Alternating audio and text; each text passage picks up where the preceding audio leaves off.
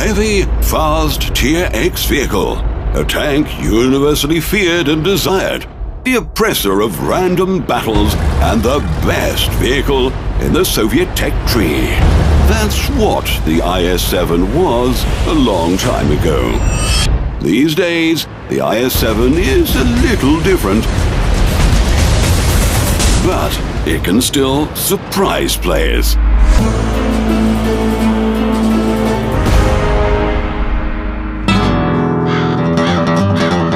Once there were 2 Tier X tanks in the game. If you got car sickness when performing turns, you took the mouse and slowly crushed everything in your path. Everyone else wanted to get the IS-7.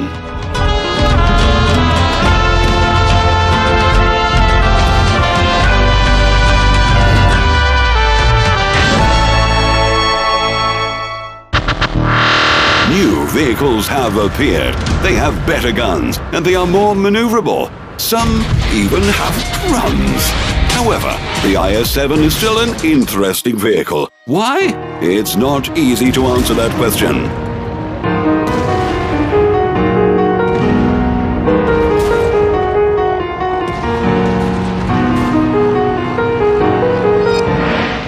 Let's take a look at its characteristics. Here's the most outstanding one. Speed. Yeah.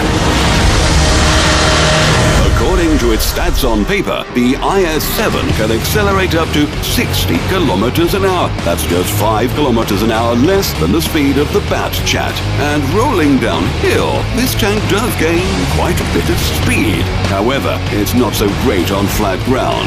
In ideal conditions on the streets of Himmelsdorf, the IS-7 has a maximum speed of, well, actually, it never reaches its maximum speed. Never. At best, you can get it up to a speed of 45 kilometers an hour.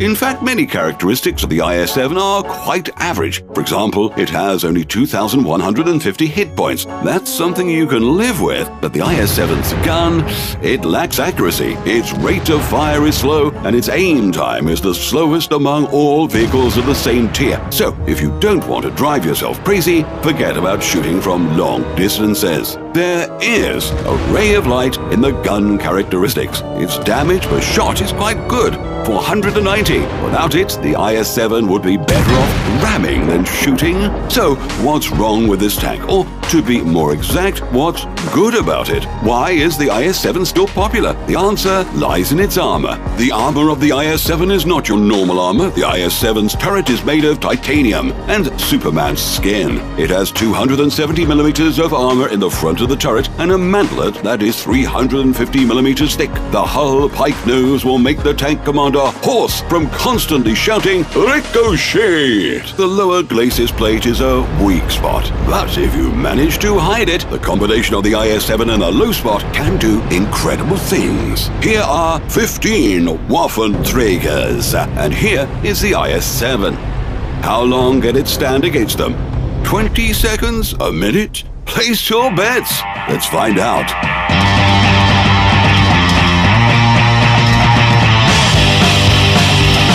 "75 hits to the front and 42,000 of potential damage. And what's the result? They've just scraped his paint. The thickness of the turret armor is lower than the penetration value of the Waffenträger's shell. How could it withstand those hits? Here's the secret. It's all about the ancient magic of Egyptian priests. Geometry. The armor of the IS-7's turret is sloped. Although the actual thickness of the armor is 270 millimeters and less, the so-called relative armor thickness is much higher. The design of the hull is very interesting. If the tank is directly facing the line of fire, the armor plates of the pike nose are placed at acute angles. That's why a shell will most likely ricochet. And if it doesn't, it will still have to penetrate much more than the actual 150 millimeters of armor. But if you turn the pike nose to the side, it will lose most of its magic power.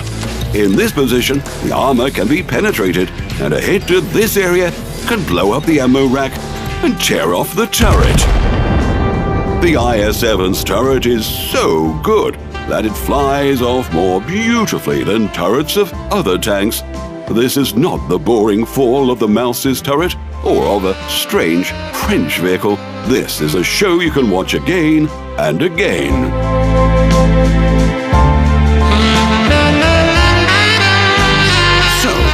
About the armor. The IS-7 has 150 millimeters of armor on the sides. Theoretically, that side armor should be easily penetrated by many vehicles. In practice, it withstands hits quite well. There were even rumors that the side plates were made of mithril. But the truth is even more incredible. It's hard to imagine, but the geometry of the sides is even more complex than of the pike nose. There's a line of armor angled at 45 degrees right under the turret. It's hard to hit this line and hard to penetrate it, and shells often ricochet off of it. And this is the most mysterious part of the side. It's vertical, and players are enticed to shoot there. It has ruined thousands of hopes.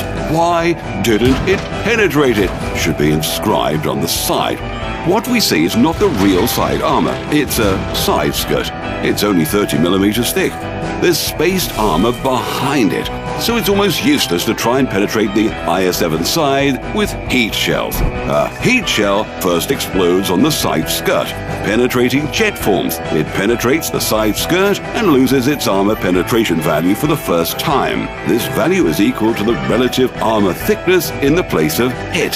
Then, the jet moves towards the main armor, losing 5% of its armor penetration for every 100 millimeters of empty space it has to pass through. Finally, the weakened jet reaches the main armor. If the IS-7 side were oriented at 90 degrees, heat shells of high-tier vehicles would still be able to penetrate it with their remaining armor penetration value. But it's not oriented at 90 degrees. It's angled, so it has 250 millimeters of relative armor thickness. And this is true only if the hit occurs under optimal circumstances. If the shell hits the armor at an angle, the relative armor thickness becomes even greater. This is an invincible obstacle for most shells. Heat, armor piercing, APCR, it doesn't matter. The IS-7 is excellent at side scraping if it manages to cover its nose. In battles, this tank rarely causes a great amount of damage. For many players, this means it's a bad vehicle, but this is not quite true.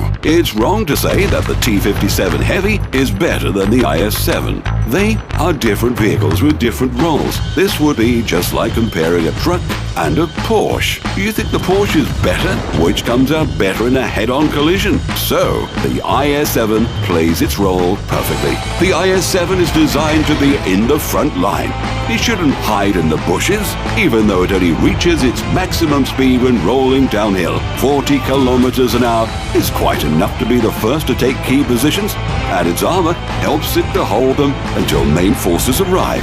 Yes, the AMX is faster, but it can't do what the IS-7 can. The IS-7 is best used to break through or hold a sector. This is a tank that has to play to its strengths. It performs best at close or medium distances. The gun is respectable at those ranges. It's not a devastator, but it suits the IS-7 well. It's accurate enough. Great armor gives you time to reload and aim, and if you are in a position to use side scraping, damage per shot is what matters. The IS-7 is quite good in that department. The IS-7 is your vehicle if you really want to fight at the front line and not be a support vehicle. There's nothing wrong with shooting from the bushes at targets your allies are spotting, but if you really want to feel how the armor of the enemy vehicles cracks, you need the IS-7. It's fair enough that the path to a good tank be tough, but this is not the case with the IS-7. The route to it is a transition from one awesome vehicle to another. Many players drive in the IS-3 and KV just for pleasure.